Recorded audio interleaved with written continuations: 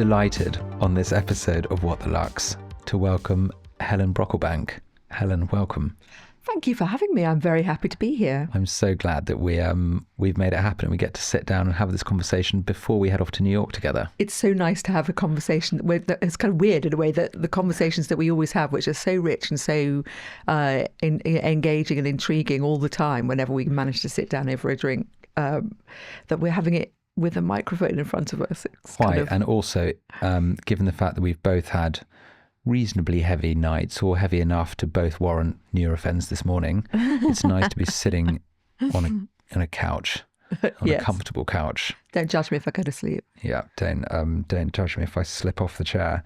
Helen, can we just start? Can you tell us a bit about Walpole? So Walpole is the only business body in the UK for luxury brands, primarily British luxury brands. But they also some international brands that have a big stake in the UK.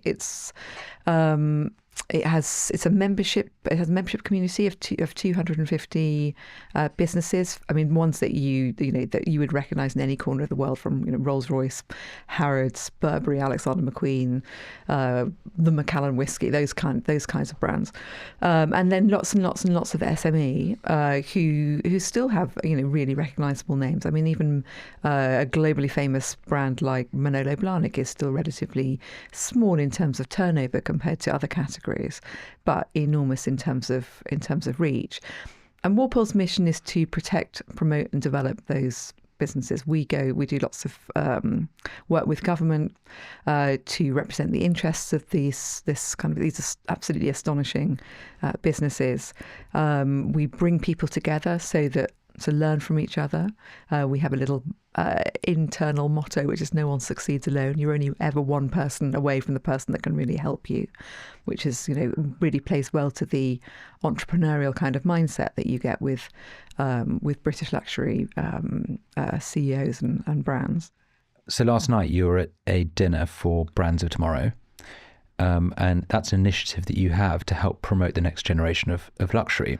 And can you just talk to us a bit about that, the types of things you do and some of the great successes perhaps that we might recognise who've gone through that programme? I'd love to talk about Brands Tomorrow. I mean, part of Walpole's mandate is to help the British luxury sector grow. And it is a high growth sector. It grew 69% the last 5 years. Its average growth is 11% every year. But it's within that, we have a specific objective around creating a new pipeline of economic growth for the country from high-end and luxury brands. And so we do that with a program called Brands of Tomorrow. So every year we have an open application process. We take about 100 entries, go through them, select 26 for interview, and then we take 12 brands every year on a program of mentoring and masterclasses, investing the time and the talents of really established luxury leaders into the lives of the kind of new kids on the block, the up and coming brands. And it's 18 years in now. Wow, 18 years. So who are the who have been the stars? I mean, think about the first year we had Bremont. Wow, really? Nightimber, Miller Harris. I mean, and then later you've had Amelia Wickstead, Orla Bar Brown, Castor, who actually what they took out of the programme was that they didn't want to be positioned in the luxury sector. They wanted to go much broader, and now, of course, I think they've been valued at £1 billion. So, but big success. But there's some real success stories. So there. we taught them something. I mean, incredible success. I think the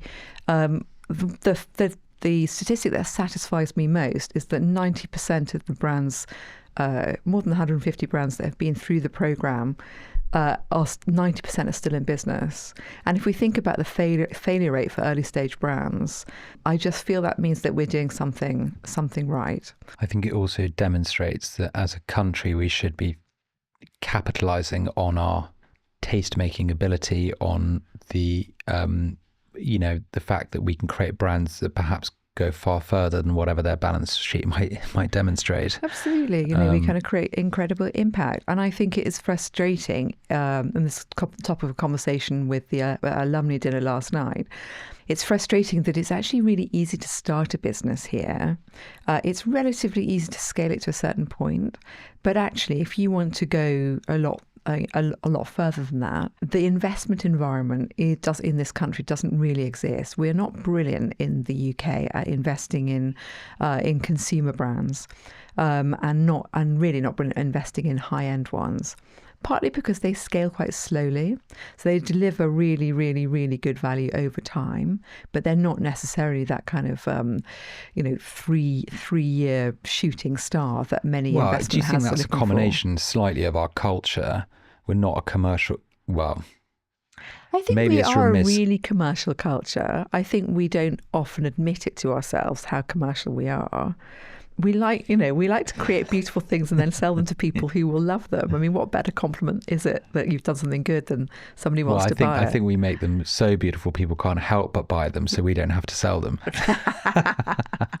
Yes. Kay, can we talk about you a little bit? Can you just talk about your personal journey that led you to Walpole? I mean, a great stroke of good fortune. What can I say? The stars aligned. So most of my career I spent working in publishing. So and particularly in glossy luxury magazines like Harper's Bazaar and Esquire, and it was there that I really got to know the brands. I was absolutely almost insanely fascinated by the workings of luxury. What was it that made something so valuable to somebody? What makes us love these beautiful things? So Harper's Bazaar was of course all about the international brands, all the kind of Vuittons and Chanels and Dior's and all that kind of stuff.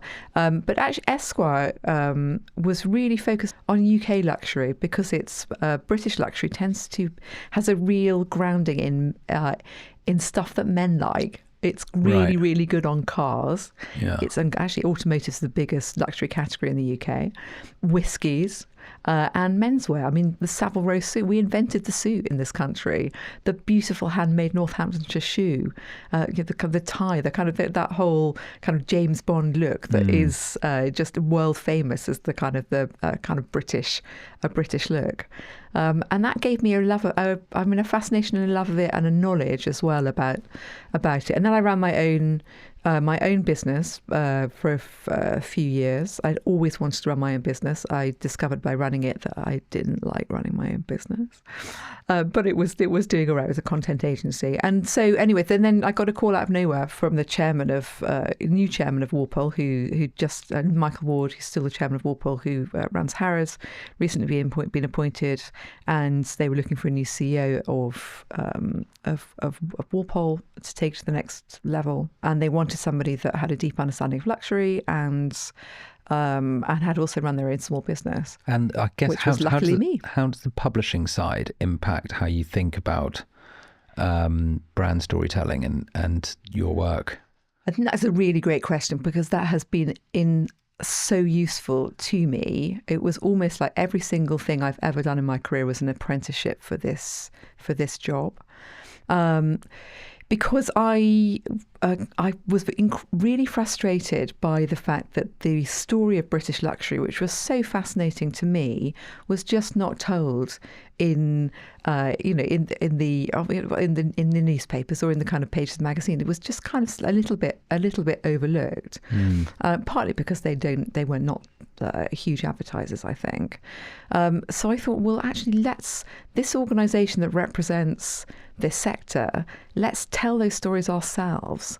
So the first thing I did when I arrived at Walpole was to just build some really, really, really strong content channels to completely redo the website so that we could start to tell the stories of the brand, because I felt it was just a great way of saying, putting on the map how strong collectively this sector is. If we were just to do something that a trade association doesn't normally do, but would be to tell, to do storytelling on a daily basis, that really worked.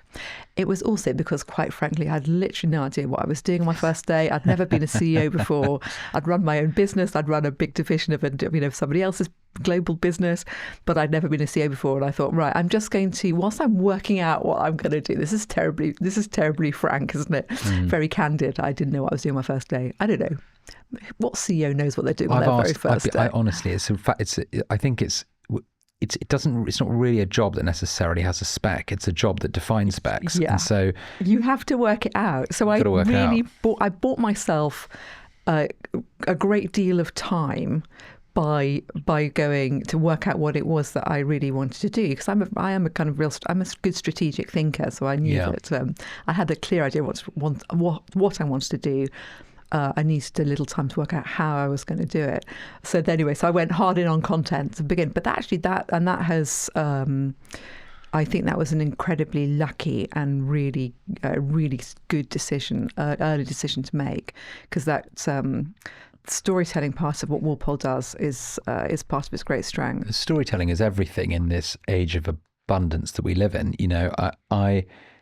It's story that imbues something with meaning, and I think storytelling, people talk about storytelling sometimes, you get a bit desensitized, you just, everything of course is a story, but great storytelling that follows an arc, that has a point of tension and release, that, isn't afraid to draw you into something that actually requires a level of attention. That's really what makes something valuable and gives and allows it to be adopted as a symbol of a thing. Yeah, and it is so rich with stories, the sector. I mean, just going up to Northampton and going into one of the church's factory there, and talking to the people that have been making those beautiful shoes since they left school, and it's just that passion and love and craftsmanship and skill and just kind of obsession with making something incredibly perfect for somebody that will then love it forever. That in itself is just a really beautiful human story. I guess you go in some of these factories and these heritage businesses, and you speak to people who've been there for 20 years. And that's just so rare these days, for people to just live and breathe the brand.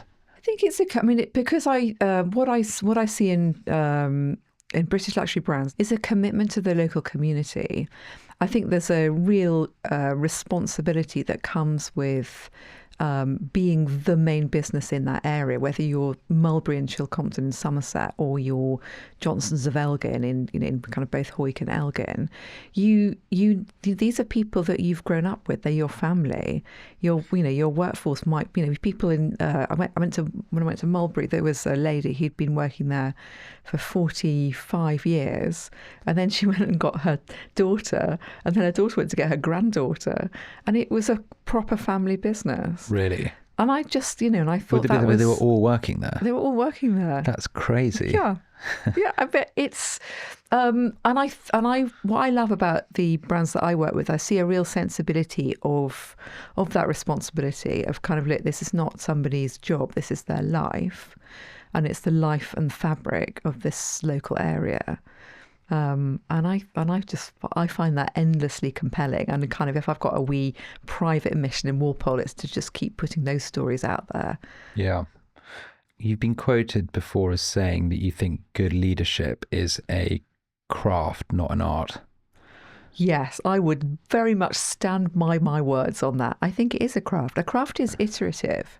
Your craft, you achieve a level of mastery, but that mastery only comes through incessant practice. And an art is just something you can kind of casually be good at. I think you just turn up one day and paint the Sistine Chapel. How do you sharpen the saw on it?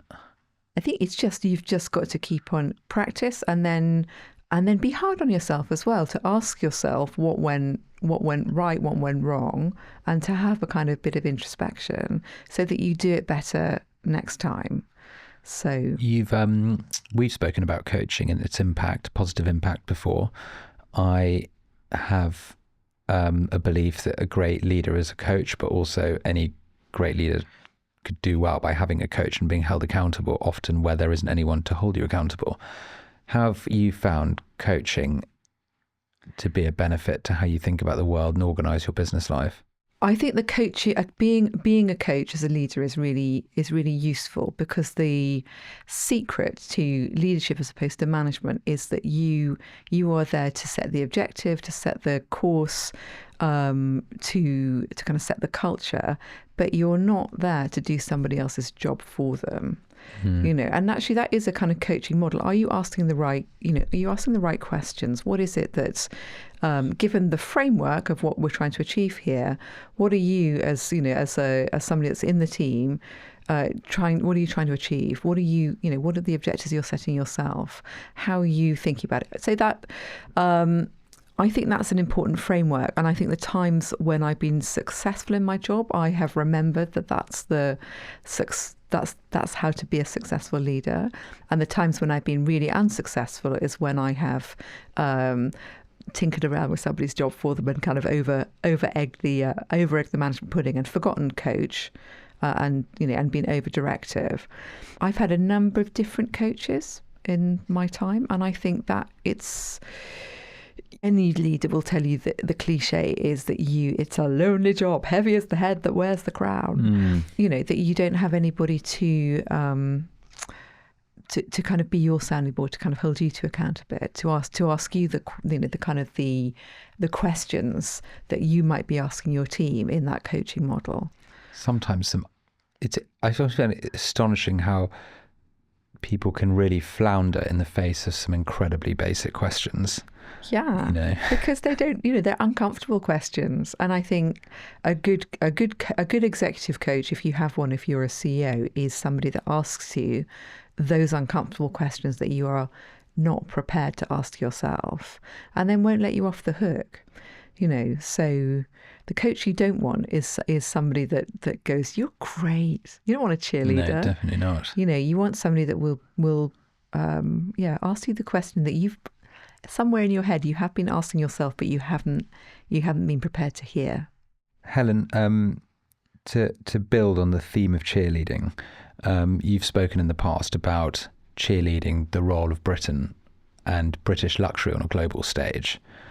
Walpole have been doing that for 30 years, I think it might be 33 this year. 1992 it started. Yeah, 33 years. That's a long it's a long old time. That's a long time. How would you describe the sort of bigger story of British luxury and its position on the global stage?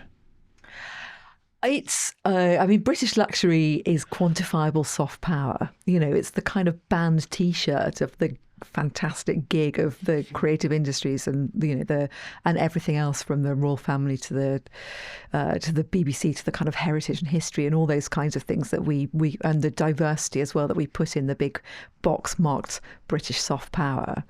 And I think the really important role that luxury goods play is that wherever you are in the world, if you're going to the Burberry shop and trying on a heritage trench coat, you're engaging with a perception of the UK as a country capable of doing something beautiful and creative and engaging, and manufactured at incredibly high quality.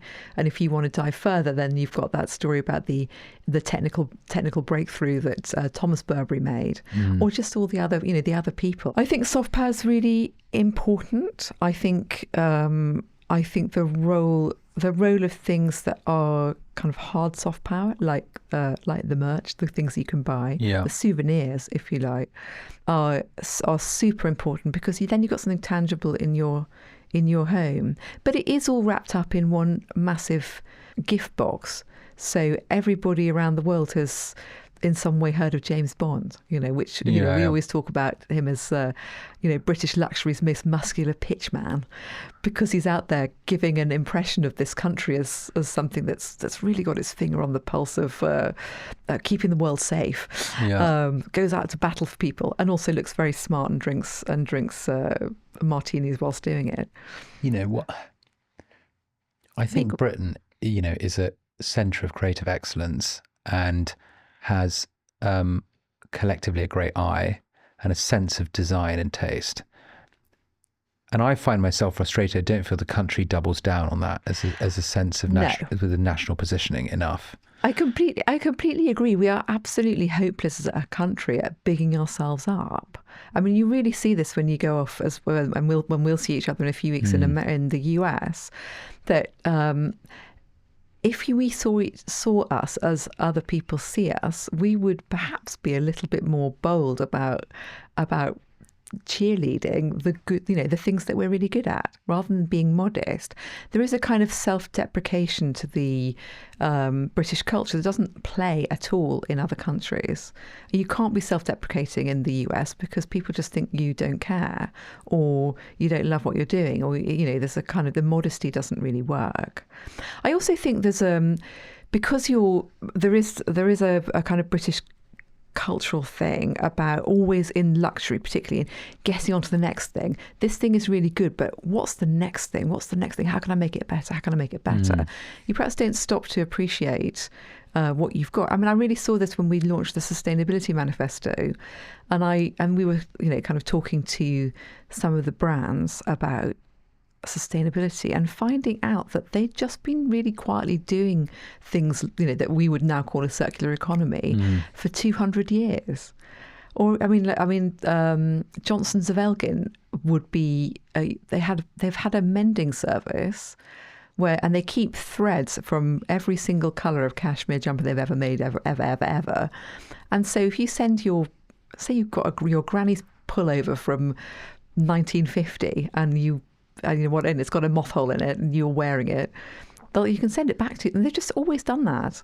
So, and other luxury brands in other countries were really shouting about that kind of repair service, and yet it always existed. Or Mulberry having kept pretty much since they launched in the early 70s a library of leathers and kind of the hardware and things, so that your bag could always be refurbished and always be repaired, no matter how old it was.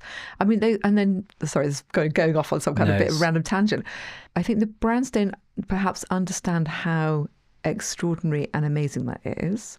They perhaps don't always have the time because they're smaller businesses and working, flat out all the time to pause and kind of take the lid off that story. You forget how uncommon that stuff is as well. But you really forget, because it is very, very common within British luxury. And I think that's interesting. So until you kind of sense check it a bit by going, look, let's have a look what other people are doing, and discover that it's not normal. It's really special.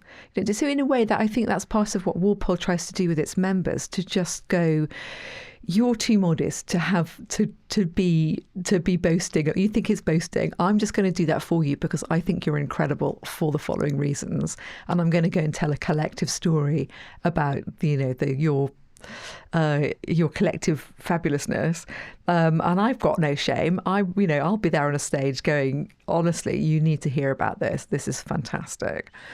I just like the idea of buying into a product for life and feeling that there's just a service around that product that will allow me to repair and have that thing that I hold dear without it just disintegrating. And we live in such a here today, gone tomorrow world. I mean, it's an obvious thing to say, but the greatest form of sustainability is durability.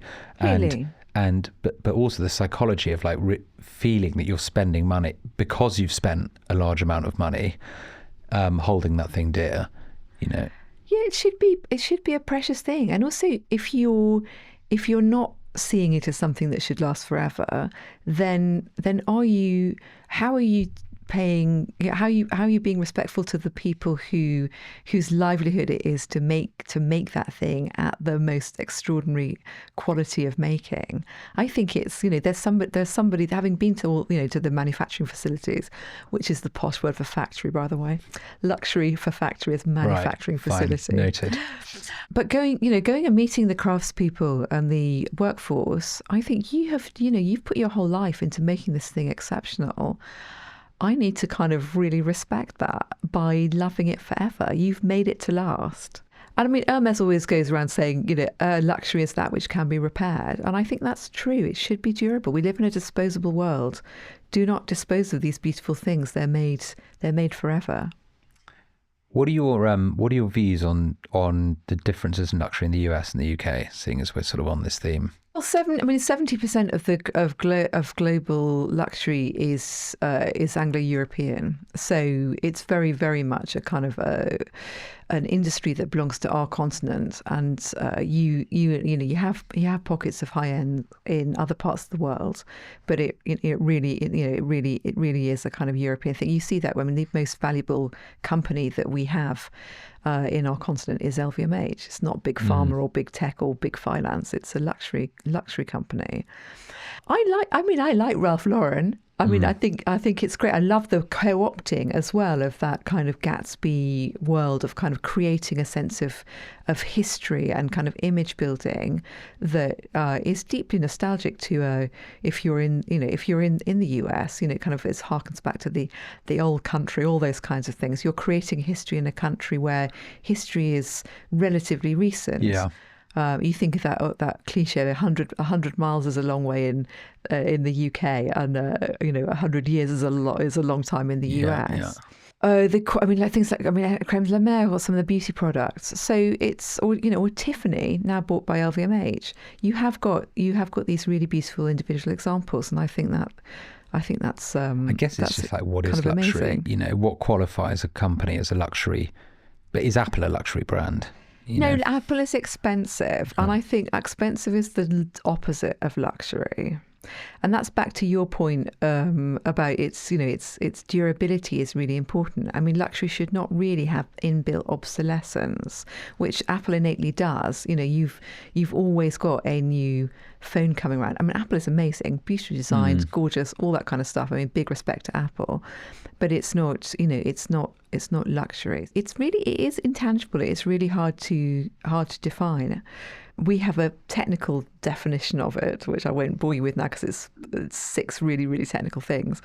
But they're all luxury brands have in common. I mean, so things like creativity and craftsmanship, at the less technical end, and sustainability, because that is a hallmark of a business that that is dedicated to doing the right thing, or IP and brand. Yeah. So there's some of those things, but it is maybe we should make our own definition of luxury. How would you define it? Well, I mean, that I'm big on this notion of timelessness, and I've always defined in my mind luxury as a company that sees design as a point of competitive advantage, which is a very obvious, but I actually think worth saying. Always worth great repeating. Design for me is the starting point of what has led me to the world of luxury unintentionally. The second is founding spirit. So we spoke about some of the stories of the innovative human beings who've driven these luxury brands, and I think that personal story is very important to me. That how that spirit then is used as a lens on the world today. That for me is timeless because it's inherently flexible. And then long-term thinking is very, very important. I think that is in a world that's become very, very next 5 seconds, a bit here today, gone tomorrow, let's put it like that. I think actually taking a long-term view is really important. And so luxury for me is sort of those things, but it's different for everyone, and that's the way in which we've, as a business, has chosen to define luxury, and then wrap that into this idea of timelessness. But that's luxury for me, I think. It has different. The luxury industry has different geographical kind of connotations too, or structures. I spend a lot of time with my colleagues at Comité Colbert in Paris, who's the Walpole over in France, or in Altagamma in Italy, and those markets are quite different. You think about French luxury; it's very haute luxury, isn't it? It's all about it's kind of art for art's sake. It's incredibly beautiful things. It's mostly personal luxury goods. So kind of very focused on fashion and beauty. Where British luxury is, there's something kind of appealingly democratic about it. It's I think from a Walpole point of view, we believe that luxury should be for everybody. You might not be the billionaire's got a Rolls Royce that's buying a cask of some extraordinary single malt whiskey at auction that is the rarest single malt ever made, and it's millions of pounds. But you might be somebody that absolutely loves whiskey and you love the stories and you're into it and you have a bottle at Christmas of, I don't know, the Macallan 12-year-old or something like that, or a beautiful Glenfiddich or a Balvenie, and that's £60. It's not about the price tag, £60 to £80, whatever. It's a Christmas present kind of buy. Or the luxury of taking, your mum's dream might have been to go to Claridge's for tea, and then, it's her 80th birthday and you take her there. These things are, luxury is about a treat, or just, I don't know, you love tea bags. Well, you could go to, we all love a cup of tea, you could buy some nice tea pigs from Sainsbury's, bung it in your trolley, think nothing of it. Or you can pop into Fortnum & Mason and you can speak to the being a beautiful place with extraordinary history, 1707 to the present day and beyond, and have an incredible conversation with one of their tea people. And then the tea bags are not that much more expensive than tea pigs, but you've had an extraordinary experience and it's told you who you are as a person. It's made you feel special and rewarded and cherished and loved. Yeah, it's like doing something for yourself or for someone else that beckons you to slow down and take notice, and by doing those things, create more meaning. In that. Maybe it's something as simple as joy. Luxury brings you joy. Yeah. So if you're at the pointy end of Maslow's hierarchy of needs, you've got your shelter, you've got enough to eat. You can start making art, or you can start appreciating little things that make you feel good to be alive. It feels like Britain is a brilliant place to build brand equity, and America is perhaps a great place to realise commercial opportunity. Would you agree with that? Well, I wasn't thinking about great podcasts. I was listening to one call that looked at the history of LVMH and how Bernard Arnault started off building our continent's most valuable company, and he took those kind of those founder values and looked at companies that had great founders. Dior's a good example, Vuitton's a good example, but because he'd worked in the US in the kind of financial part of it, which is acquiring slightly dead companies and then chopping them up and reselling the bits. He thought, I'm just going to acquire slightly dead companies. I'm not going to sell the bits. I'm going to chop them up into their component parts and then make them better. So he used the great strengths of those two continents to create a massive empire. And maybe there's a lesson there for everyone. We can learn a lot from other countries. Are there things that worry you about the relationship we have at the moment with the US? We are super worried about tariffs because nobody wins in a trade war, and we know that when there was a big tariff regime that was imposed on luxury goods as a result of a dispute about aeroplane parts, a kind of Airbus-Boeing dispute, and luxury, not just British luxury, but kind of luxury across Europe, was the collateral damage in that, and it cost the Scotch whisky industry 600 million quid, and it was a trade war that lasted 2019 to 2021. So the damage is really severe to industries that employ a lot of people, and my concern is that anything that impacts British luxury, it's a sector that supports nearly 500,000 jobs. I don't any threat on whatever horizon that could impinge upon these companies' ability to keep on employing those nearly 500,000 or supporting those nearly 500,000 people really, really keeps me awake at night. I think the other thing about tariffs is they tend to becoming really, really bad value for the US consumer. Yeah. But tariffs aside, I think it's just we have been living for a number of years in a very uncertain, unpredictable geopolitical environment. Whether it's Brexit, or whether it's the impact of COVID, or the energy crisis, or the Russia-Ukraine war, or Gaza. There's something new all the time, and I think if you are the leader of any business, you need to be much, much more plugged into the threats that are not of your own making, and try and work out how you're going to respond to it, and ensure that you've got the resilience hard baked into your business?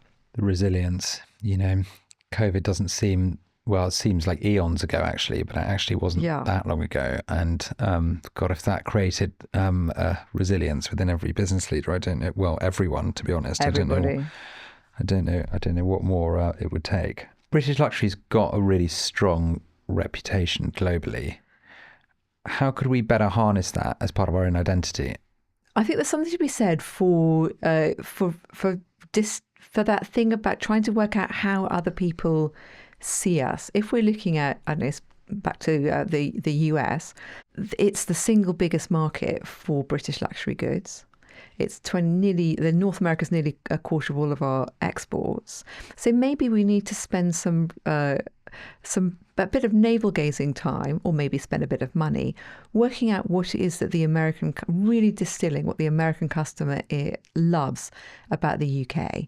We know some basic things. We know that there's a great love and respect for the royal family and for the kind of aristocracy and those kinds of things. And we've got little bits of data that hover around that. Like we know if the Princess of Wales wears something, then the American customer is 38% more likely to buy it. I kind of love that fact. It's like, she's just what a great bit of soft power that is. Just show up in a nice pair of shoes and a coat and everybody's going to buy it. Brilliant. I think we have to stop taking ourselves for granted a bit, and I think have the humility to go to find out what bits of what we've got are most appealing, and then lean really, really heavily into it. Stop trying to be everything to everyone. There was a kind of UK tourism campaign which was about the virtues of a cup of tea. I mean, I just don't think that's the most interesting thing about coming to the UK. No, it's terrible. Or buying something from the UK. You did a study, didn't you, with Bain on the role of tourism in recovering our economy. Let's use that. What we found out from that study was that we are we have a massive natural advantage in this country, I think, for high value tourism. And that is defined by people who stay in 5-star hotels, essentially, or equivalent. That's worth £30 billion to the UK economy. And that's 10 billion ahead of France and of Italy. Really? And the really interesting thing about that is for every £1 spent by one of those customers in a 5-star hotel, £8 is spent in the local economy. So I think it's really tempting to look at luxury as this slightly frivolous industry, and yet it delivers such extraordinary economic impact, and then the benefits of not just what's that kind of headline number of 81 billion. But then the benefits to employment, to the reputation of the country. I've noticed over my tenure in luxury a shift from products to experiences. It's well discussed, and I wondered from where you were sitting if your thoughts on that change, because it does feel that the things that we bought that were objects have perhaps been replaced by experiences that we wear on our social media that represent, we can sort of immortalize basically an experience and turn it into something that becomes a symbol of how we felt in that moment. I mean, I think it's almost like we're buying experiences and putting them on our shelf. I know. And by the way, I reserve comment on whether that's a good thing or a bad thing. But I mean, you're creating memories, aren't you? But even if it's a product, the nice thing about the product in that context is that it's a constant reminder it should be a constant reminder of an unforgettable experience. Because if you've gone into that shop you say you've gone into Boodles on Sloane Street because you've always loved the rain dance ring, which is a beautiful, beautiful, iconic piece of design. It's in the V&A. Half of British luxury brands that create something are in the permanent collection of the V&A. Really? Fun fact. Anyway, you go in there because you've seen it in the V&A's permanent collection.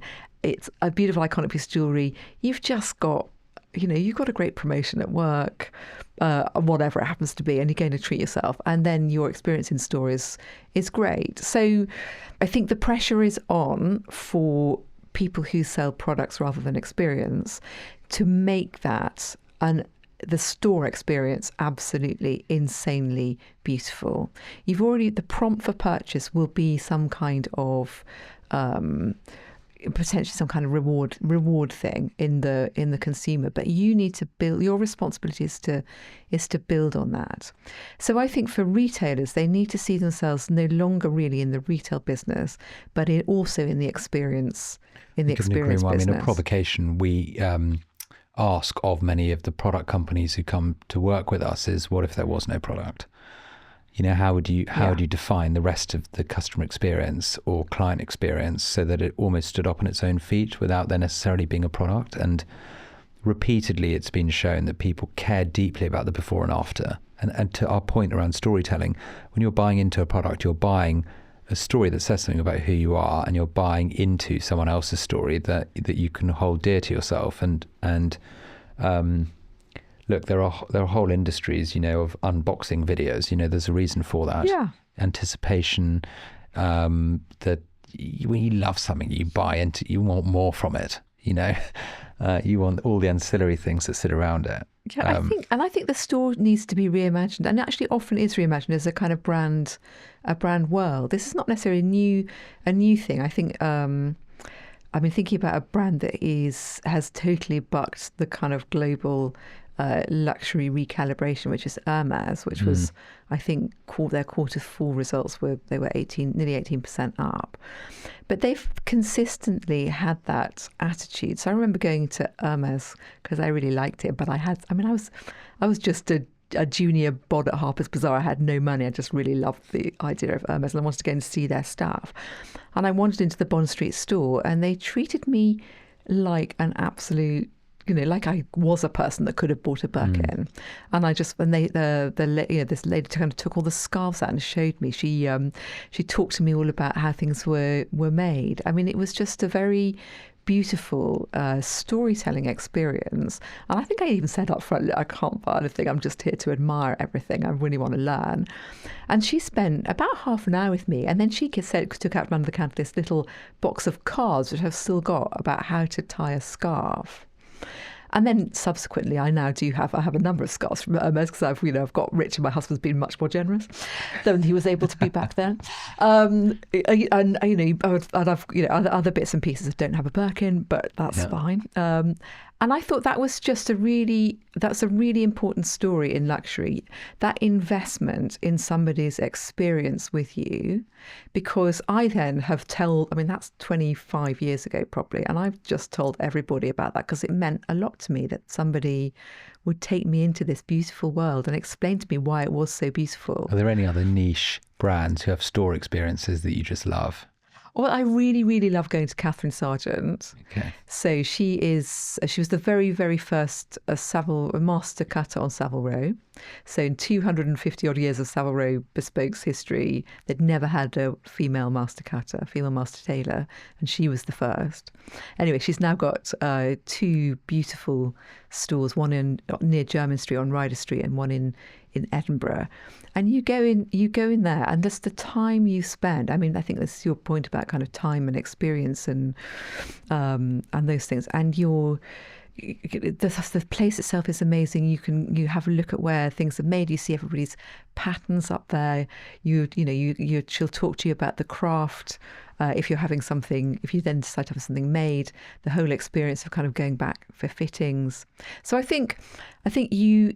As a brand, your responsibility is to work out what your brand world is, what your brand DNA is, to tell that story beautifully and not to be afraid of continually telling it, no matter how often you've seen that customer. Yeah.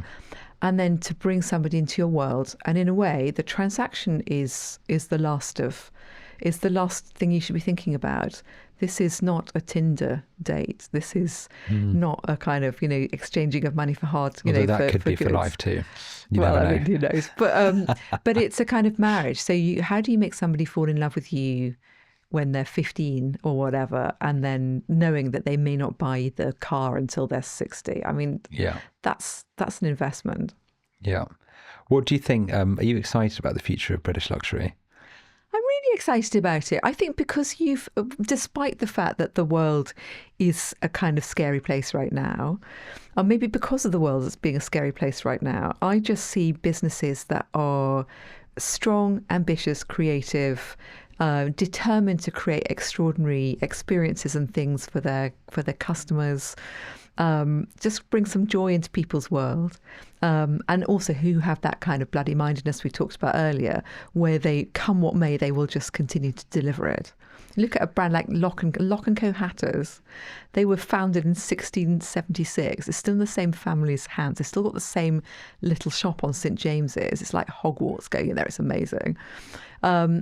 And they, so 100 years before the American independence, they were busy making hats for people, and they're still doing it, and I think they'll still do it forever. So yes, I'm excited, and the economic forecast is also really strong. I think in the next 5 years, the sector should have gone from 81 billion to 125 billion, which would put us at the same value as life sciences is now. So really, that's it's pretty big. Yeah. If you could change something, what would you change? I would change the fact that British luxury is the great unsung hero of the UK economy. Okay. That frustrates me every day, because I see the very, very best of this country in every single one of those brands that I have something to deal with. And the way that they, the things that they produce, the experiences they have, the way they treat their teams, they develop their people, the impact they have all around the world. I think this is phenomenal, and I think the government particularly should be lionising this and garlanding people in laurel wreaths and not just perhaps being a little bit complacent. What worries you about the world that we're leaving our kids? Where should we start on that? Should we just get going? It's just like another podcast in its own right, isn't it? It's another podcast in its own right. I'm actually really hopeful for the future. I kind of look at my kids are Gen Z, and I've got a couple of really, really fab Gen Z people in my team. Yeah. They will make the world work. They are optimistic and entrepreneurial and hopeful. Lots of stuff in the paper about they're the most depressed generation in the whole world and social media is ruining them. They're really interested in analog as well as digital. I think that's quite cool. I think they're going to sort it out. I think we might. We may well have a few tricky years ahead of us, but I feel unbelievably optimistic about the future when I meet anybody who is in that kind of Gen Z age group. I also feel that luxury is a conduit into some of the really positive things in this world that we've optimized away. And I think luxury holds a really important role that goes beyond whatever this sort of dusty definition of luxury people might immediately think of when they think of luxury. Because I think it reminds you that joy and beauty Exactly. is other things that live on in the world. And I also think in a geopolitical, amidst a lot of geopolitical gloominess, if you buy something from somebody else's country and you really love it, it's actually much harder to go to war with them. So it's the kind of soft power of strong trade is really important. And the fact that 70% of what's produced in British luxury is destined for overseas markets makes me feel that every single product, whether it's a Church's shoe, a Burberry trench coat, or an Aston Martin, or a bottle of whiskey, is just a little emissary of goodwill that reminds people why we shouldn't fight. That's a lovely thought. If you had to give up your job tomorrow and let's just say totally change industry, just for to make the question a bit harder specifically for you, what would you do? I would be in my bedroom writing my great unfinished novel. The great unfinished novel that I look forward to reading the great unfinished novel, Helen. I've started it. You have or you haven't? No, I have. You have. I've already written one. I'm on novel 2. I mean, I will be the world's most unpublished novelist at some point if I keep on going the way I am. But it's this current one is a comedy folk horror that's somewhere between Cold Comfort Farm and The Wicker Man. Okay, Just putting it wow. out there. I can't I wait. mean, fortunately, no, I don't think Waterstones is too worried about me losing my job. Helen, it's been a joy. Thank you so much for doing What the Lux. Oh, what an absolute treat! Thank you. Thanks.